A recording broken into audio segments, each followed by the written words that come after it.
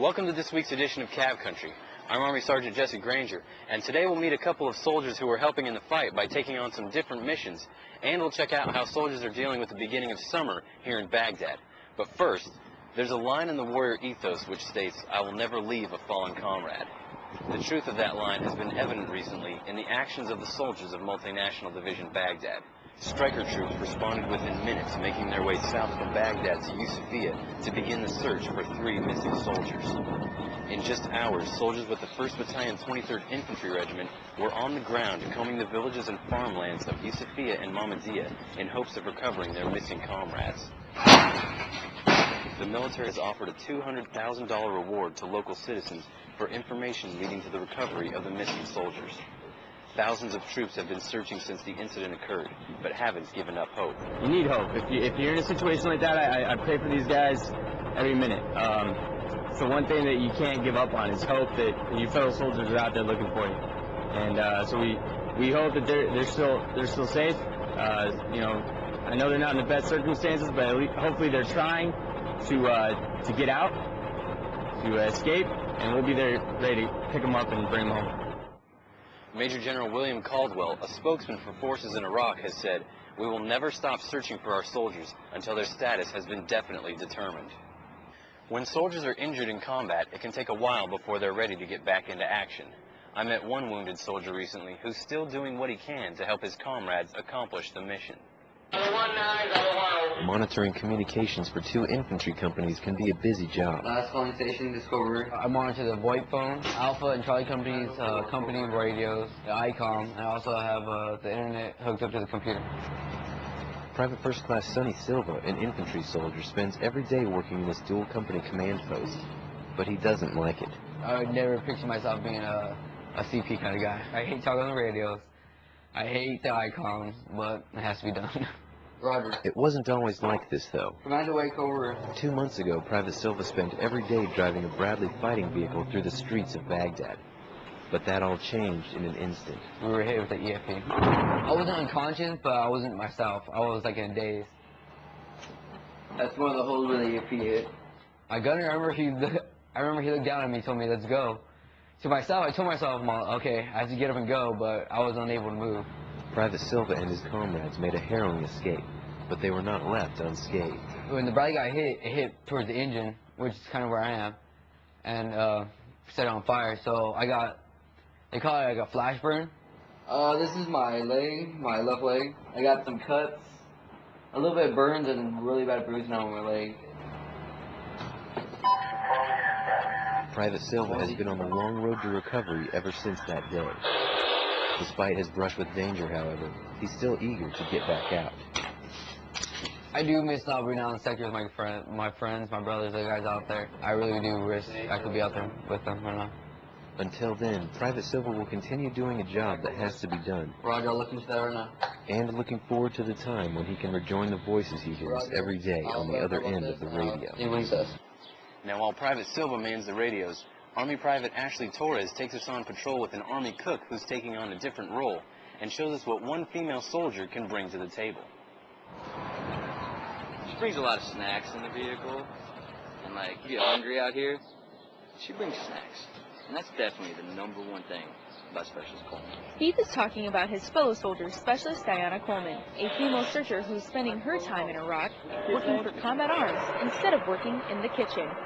Yeah, I'm supposed to cook, but as you know, there's not very many cook jobs here for us.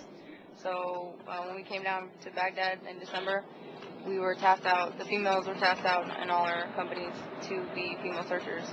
And that entails just going out with the infantry, and if there's females to search, then we search them. A lot of times there's not, so we just hang out with these guys, you know, try to do what they do. And she does. Coleman enjoys patrolling the streets, looking, knocking, and occasionally searching. Mobile?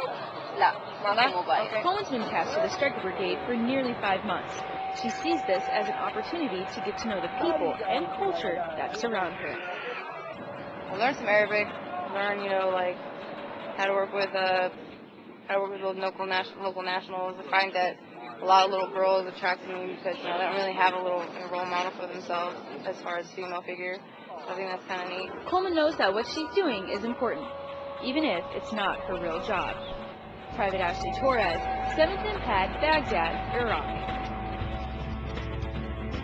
Coming up on Cav Country, we'll show you how soldiers are beating the heat in Baghdad, plus an update from around MNDB.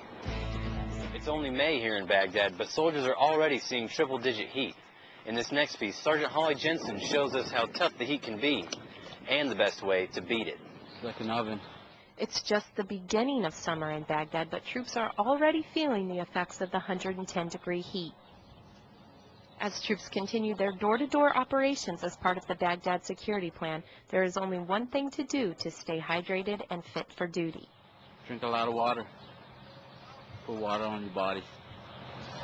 Keep yourself cool. The heat is already taking a toll on the troops on the ground. I tell them to take a lot of breaks. Take your time, because you know, towards the end of the day, yesterday we had contact. We were maneuvering on someone, and I almost had 2 guys, you know, fall into heat and stuff. Troops refer to the Striker vehicle as the green oven, and rightfully so. With temperatures rising daily, the guys cannot even get a break inside their vehicles. Yeah, we got like 4 vehicles with AC. Getting AC for the vehicles will make a big difference in keeping troops ready for their missions. Over 100 degrees in there. And what advice do the troops pass on to those just arriving in Baghdad? Hydrate. There's no real good advice. Stay in the shade when you can and hydrate. There's no advice for it. It's the only way to stay alert and stay alive. Army Sergeant Holly Jensen, 7th MPAD, Baghdad. Baghdad is a big place with many people and even more stories. During any given day of neighborhood clearing, soldiers never know who they might meet. In our next story, Army Private Ashley Torres was out with some strikers as they were star-struck during a recent patrol.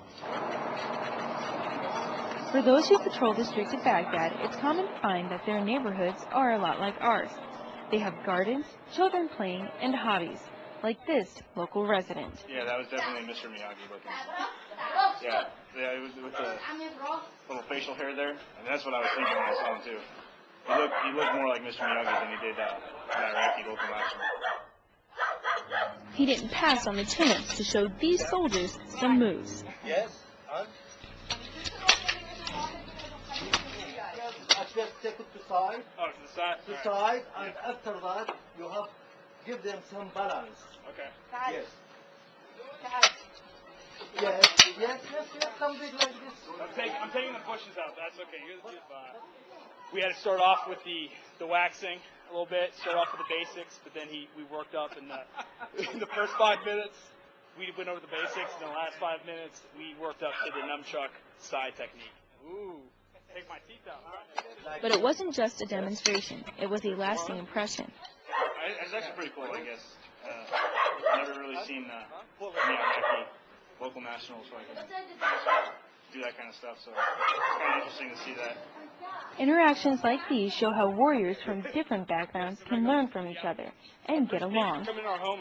Private Ashley Torres, 7th MPAD, Baghdad, Iraq. As you can see, the weather around here changes quickly. For more on the first team and for up-to-date news from around Baghdad, check us out at www.cavcountry.net. There you can read the Daily Charge, our e-newsletter, and listen to the Army's #1 radio newscast, the Cav Roundup. For the 1st Cavalry Division and the 7th Mobile Public Affairs Detachment, I'm Army Sergeant Jesse Granger, and I gotta go find some cover. Thanks for watching.